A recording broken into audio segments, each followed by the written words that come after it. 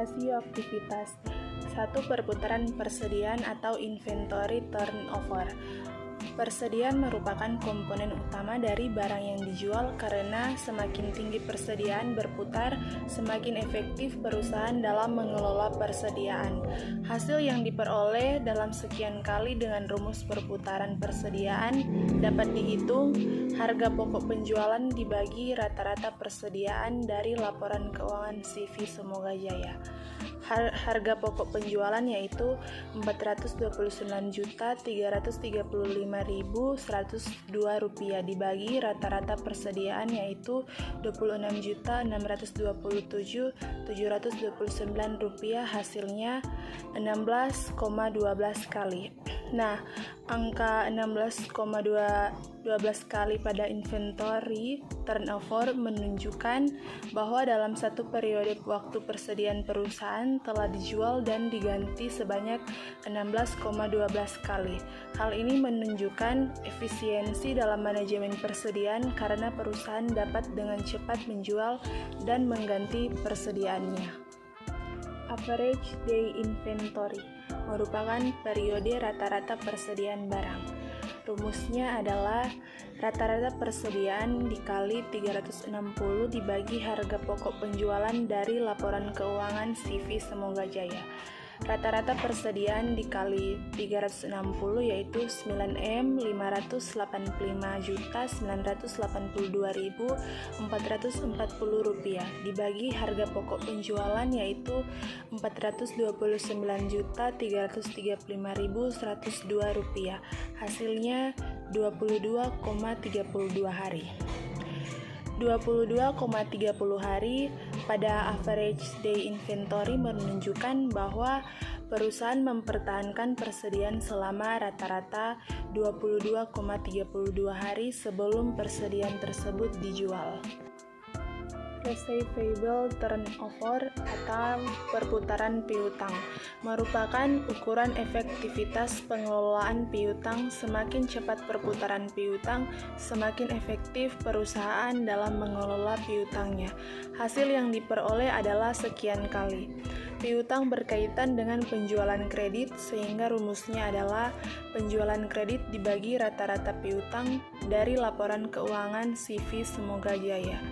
Penjualan kredit yaitu Rp883.065.620 dibagi rata-rata piutang yaitu Rp1.530.448 tambah Rp1.130.248 bahagi 2, hasilnya Rp663,536 kali. Pada perputaran piutang ini menunjukkan bahwa tagihan perusahaan telah diambil atau dikumpulkan sebanyak 663,536 kali selama periode tertentu, yang berarti perusahaan dapat mengkonversi rasio penjualan menjadi kas dengan lebih cepat. 4. Receivable collection period. Untuk menghitung lamanya piutang tertagih dalam bentuk sekian hari, maka menggunakan rumus rata-rata piutang kali 360 dibagi penjualan kredit dari laporan keuangan CV Semoga Jaya. Rata-rata piutang kali 360 yaitu Rp479.105.280 dibagi penjualan kredit yaitu Rp883.065.620, hasilnya 0,54 hari. Pada periode ini menunjukkan bahwa rata-rata perusahaan memerlukan waktu sekitar 0,54 hari untuk menerima penerimaan dari pelanggan setelah penjualan dilakukan. 5. Perputaran aktiva tetap atau fixed asset turnover merupakan perbandingan antara penjualan dengan total aktiva tetap yang dimiliki perusahaan. Rasio ini untuk mengukur efektivitas penggunaan aktiva tetap dalam mendapatkan penghasilan sebesar sekian kali. Rumusnya adalah penjualan dibagi aktiva tetap.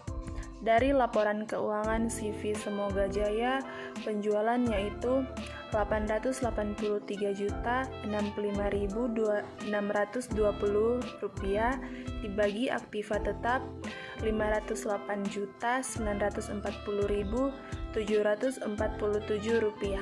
Hasilnya 1,773 kali. Pada periode ini, perusahaan menghasilkan sebesar 1,73 kali nilai aset tetap yang dimiliki dalam periode tertentu. Hal ini menunjukkan perusahaan menggunakan aset tetapnya efisien dalam menghasilkan pendapatan.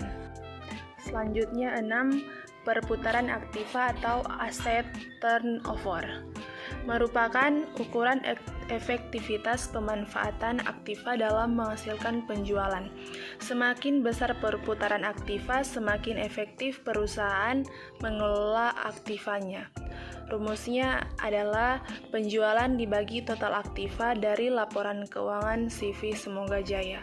Penjualan yaitu Rp885.065.620 dibagi total aktiva yaitu Rp516.945.922.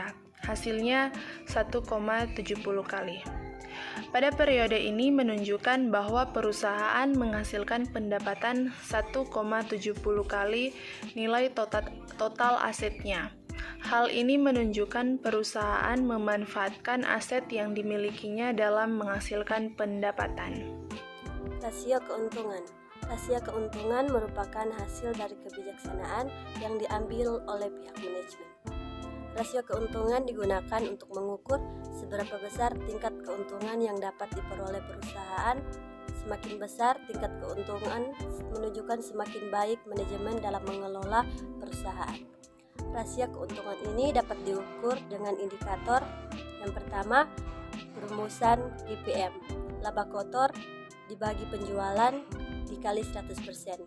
Perhitungannya Rp403.730.581 dibagi 833.065.620 kali dengan 100%, hasilnya 0,48%. Gross profit margin 0,48% yang relatif rendah. Seperti ini menunjukkan bahwa perusahaan memperoleh keuntungan kotor yang relatif kecil dari setiap unit produk yang dijual atau layanan yang diberikan setelah perhitungan biaya langsung produksi. Yang kedua, profit margin. Profit margin merupakan kemampuan perusahaan untuk menghasilkan keuntungan dibandingkan dengan penjualan yang dicapai. Rumusnya PM dibagi penjualan dikali 100%.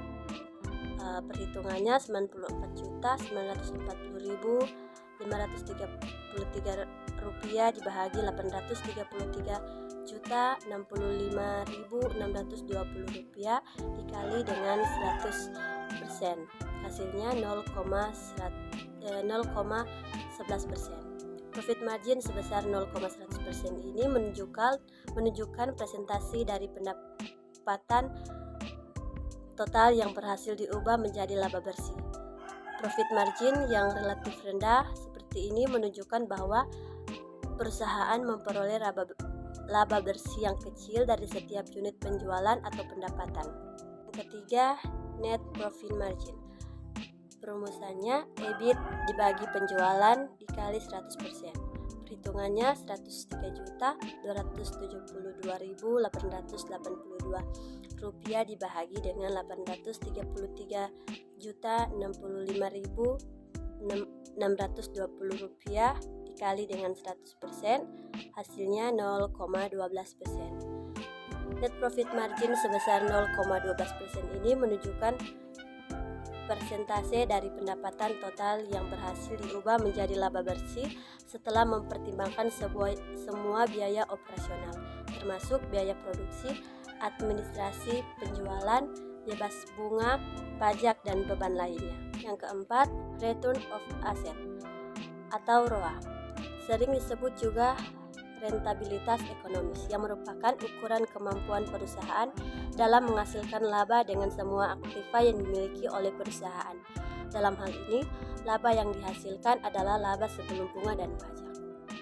Perumusannya, EBIT dibagi total aktiva dikali 100%, perhitungannya 103.272.882 rupiah dibagi 557.732.197 rupiah dikali 100%, hasilnya 0,18%. ROA yang rendah seperti 0,18% ini menunjukkan bahwa perusahaan memiliki efisiensi yang rendah dalam menggunakan asetnya untuk menghasilkan laba bersih. ROA yang sangat rendah seperti 0,18% menunjukkan bahwa perusahaan memiliki efisiensi yang rendah dalam menggunakan asetnya untuk menghasilkan laba bersih. Return on equity sering disebut juga rate of return on net worth atau rentabilitas modal sendiri, yaitu merupakan ukuran kemampuan perusahaan dalam menghasilkan laba atau keuntungan dengan modal sendiri yang dimiliki oleh perusahaan. Dalam hal ini, laba yang dihasilkan adalah laba bersih setelah dipotong pajak. Perumusannya, EAT dibagi modal sendiri dikali 100%. Perhitungannya 94.941.535 rupiah dibagi 207.600.725 rupiah dikali 100%, hasilnya 0,47%.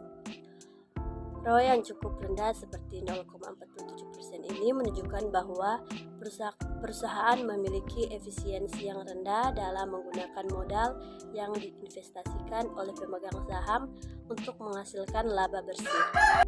Keenam, return on investment atau ROI, yaitu merupakan ukuran kemampuan perusahaan dalam menghasilkan laba atau keuntungan yang akan digunakan untuk menutup investasi yang dikeluarkan. Dalam hal ini, laba yang dihasilkan adalah laba bersih setelah pajak. Perumusan EAT dibagi investasi dikali 100%. Perhitungannya 94.941.535 rupiah dibagi 310 juta dikali 100%, hasilnya 3,6%. ROI yang tinggi seperti 3,6% ini menunjukkan bahwa investasi tersebut menghasilkan keuntungan yang cukup tinggi relatif terhadap biaya investasi yang dikeluarkan. Dan yang terakhir, earning per share atau EPS adalah kalanya pemilik juga menginginkan data mengenai keuntungan yang diperoleh untuk setiap lembar sahamnya. Earning per share atau laba per lembar saham merupakan ukuran kemampuan perusahaan untuk menghasilkan keuntungan per lembar saham pemilik. Laba yang digunakan sebagai ukuran adalah laba bagi pemilik atau EAT. Perumusannya, EAT dibagi jumlah lembar saham dikali 100%.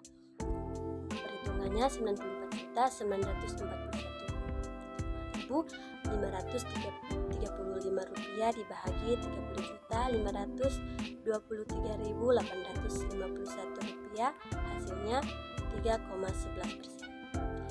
EPS yang tinggi seperti 3,11% ini menandakan bahwa perusahaan menghasilkan laba bersih yang relatif besar bagi setiap lembar saham yang beredar.